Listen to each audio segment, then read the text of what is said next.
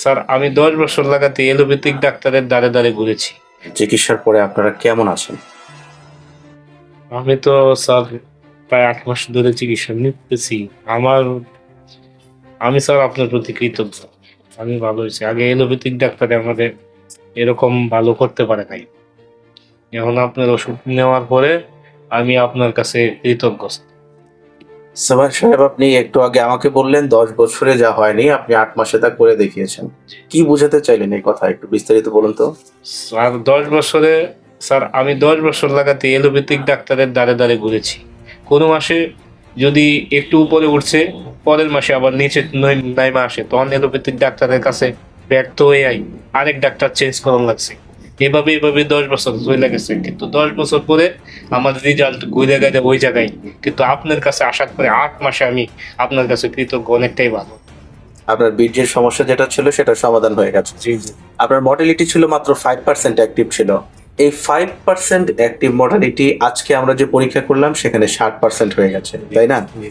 তো এই রিপোর্টগুলোতে এর আগেও করা হয়েছে, আপনি অ্যালোপ্যাথিক ওষুধ খেয়েছেন, বিভিন্ন ওষুধ তারা দিয়েছে, স্পাম কেয়ার, জিঙ্ক, আরো আদার্স যেগুলো তারা প্রেসক্রাইব করে। জি। তো এগুলো খাওয়ার পরে কি আপনার কিছু চেঞ্জ হয়েছিল?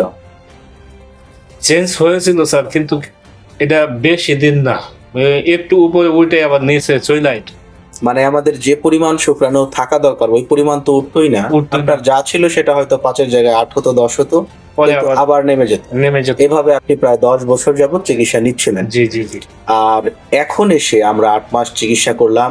আজকে আপনি এসেছেন, আপনার ওয়াইফ এসেছে।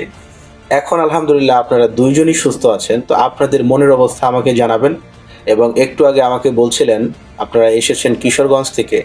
আমাকে বলছিলেন কিশোরগঞ্জে চলে যেতে, এখানে চেম্বার বাদ দিয়ে দিতে।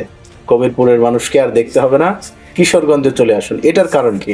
এটার কারণ স্যার, আমি তো কিশোরগঞ্জে এরকম হোমিওপ্যাথিক কোনো ডাক্তার দেখি নাই। আর কিশোরগঞ্জে এরকম ধরনের রোগী অনেক বেশি। হ্যাঁ, আমি এলোপ্যাথিক ডাক্তারের কাছে দাঁড়ে দাঁড়ে ঘুরতে দেখা যাচ্ছে, যে ডাক্তারের কাছে যাইতাম তখনই দেখতাম এরকম ধরনের রোগী লাইন লেগে দিত।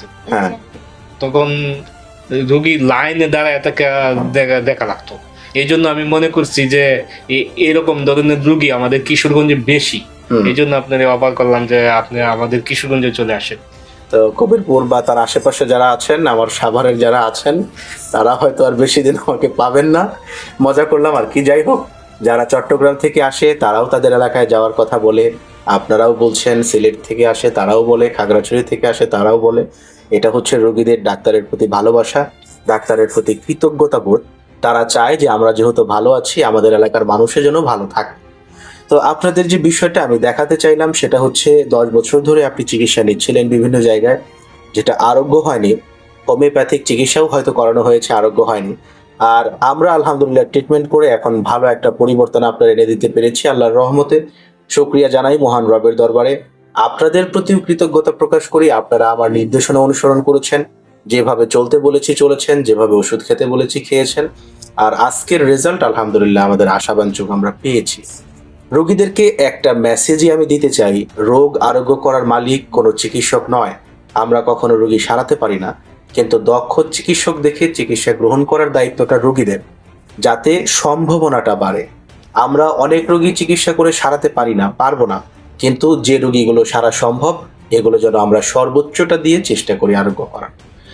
যারা অ্যালোপ্যাথিক চিকিৎসা নিচ্ছেন বন্ধ্যাত্বের জন্য অথবা যে কোনো সমস্যার জন্য, তাদেরকে আমরা বলবো যে যদি কিছুদিন করার পরেও রেজাল্ট না আসে, দক্ষ একজন হোমিও চিকিৎসকের সাথে যোগাযোগ করুন এবং এটার চিকিৎসা গ্রহণ করুন। ভালো থাকবেন, সুস্থ থাকবেন। দেখা হবে পরবর্তী কোনো ভিডিওতে। আসসালামু আলাইকুম ওয়া রাহমাতুল্লাহ।